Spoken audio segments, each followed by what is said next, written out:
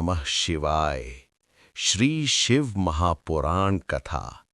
प्रथमा विद्येश्वर संहिता। प्रथम खंड पूर्वार्ध। तृतीयोध्यायः। साध्य साधन आदि का विचार। सूत जी का ये वचन सुनकर वे सब महर्षि बोले, अब आप हमें वेदांत के सार सर्वस्वरूप अद्भुत शिव पुराण को सुनाइए।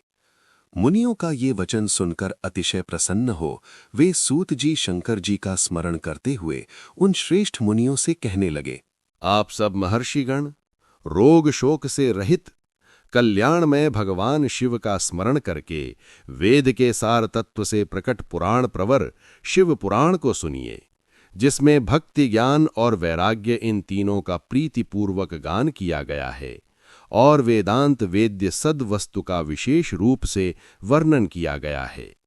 हे ऋषिगण, अब आप लोग वेद के सारभूत पुराण को सुने।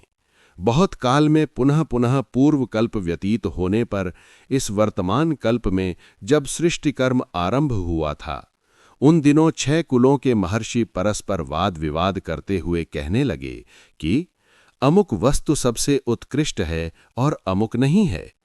उनके इस विवाद ने अत्यंत महान रूप धारण कर लिया।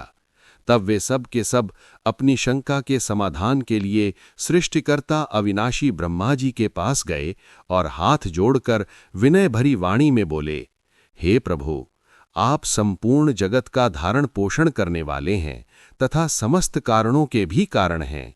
हम ये जानना चाहते हैं कि संपूर्ण तत्वों से परे परात्पर पुराण पुरुष कौन है, जहां से मन सहित वाणी उन्हें न पाकर लौट आती है तथा जिनसे ब्रह्मा, विष्णु, रुद्र और इंद्र आदि से युक्त यह संपूर्ण जगत समस्त भूतों एवं इंद्रियों के साथ पहले प्रकट हुआ है।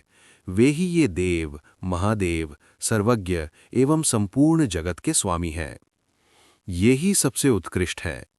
उत्तम भक्ति से ही इनका साक्षात्कार होता है, दूसरे किसी उपाय से कहीं इनका दर्शन नहीं होता। रुद्र, हरि, हर तथा अन्य देवेश्वर सदा उत्तम भक्ति भाव से उनका नित्य दर्शन करना चाहते हैं। अधिक कहने की क्या आवश्यकता। भगवान शिव में भक्ति होने से मनुष्य संसार बंधन से मुक्त हो जाता है। देवताओं के कृपा प्रसाद से ही उनमें भक्ति होती है और भक्ति से देवता का कृपा प्रसाद प्राप्त होता है। ठीक उसी तरह जैसे यहाँ अंकुर से बीज और बीज से अंकुर उत्पन्न होता है।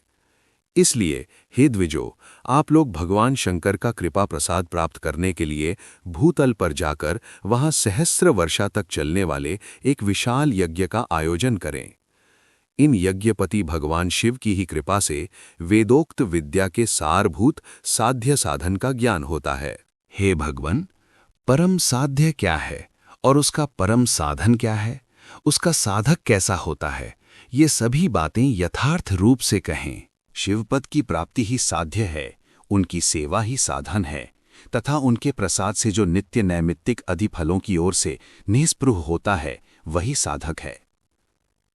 वेदोक्त कर्म का अनुष्ठान करके उसके महान फल को भगवान शिव के चरणों में समर्पित कर देना ही परमेश्वर पद की प्राप्ति है। वही सालोक्य आदि के क्रम से प्राप्त होने वाली मुक्ति है। उन पुरुषों की भक्ति के अनुसार उन सबको उत्कृष्ट फल की प्राप्ति होती है। उस भक्ति के साधन अनेक प्रकार के हैं, जिनका प्रतिपादन साक्षात महेश्वर ने ही किया है। उसे संक्षिप्त करके मैं सारभूत साधन को बता रहा हूं। कान से भगवान के नाम, गुण और लीलाओं का श्रवण, वाणी द्वारा उनका कीर्तन तथा मन के द्वारा उनका मनन, इन तीनों को महान साधन कहा गया है। तात्पर्य यह है कि महेश्वर का श्रवण, कीर्तन और मनन करना चाहिए। ये श्रुति का वाक्य हम सब के लिए प्रमाणभूत है। संपूर्ण मनोरथों की सिद्धि में लगे हुए आप लोग इसी साधन से परम साध्य को प्राप्त हों। लोग प्रत्यक्ष वस्तु को नेत्र से देखकर उसमें प्रवृत्त होते हैं, परंतु जिस वस्तु का कहीं भी प्रत्यक्ष दर्शन नहीं होता, उसे श्रवण इंद्रिय द्वारा जान सुनकर मनुष्य उसकी प्राप्ति के लिए चेष्टा करता है। अतः पहला साधन श्रवण ही है। उसके द्वारा गुरु के मुख से तत्व को सुनकर बुद्धिशाली विद्वान पुरुष अन्य साधन, कीर्तन एवं मनन की सिद्धि करे। क्रमशः मनन पर्यंत इस साधन की अच्छी तरह साधना कर लेने पर उसके द्वारा सालोक्य आदि के क्रम से धीरे धीरे भगवान शिव का संयोग प्राप्त होता है। पहले सारे अंगों के रोग नष्ट हो जाते हैं, तत्पश्चात सब प्रकार का लौकिक आनंद भी विलीन हो जाता है। अभ्यास के ही समय ये साधन कष्टप्रद है, किंतु बाद में निरंतर मंगल देने वाला है। आपको हमारी वीडियो कैसी लगी? इसे लाइक करें, शेयर करें, कमेंट करें। हमारे चैनल को सब्सक्राइब करें और बेल आइकन को दबाएं ताकि आपको समय समय पर नोटिफिकेशन मिलता रहे।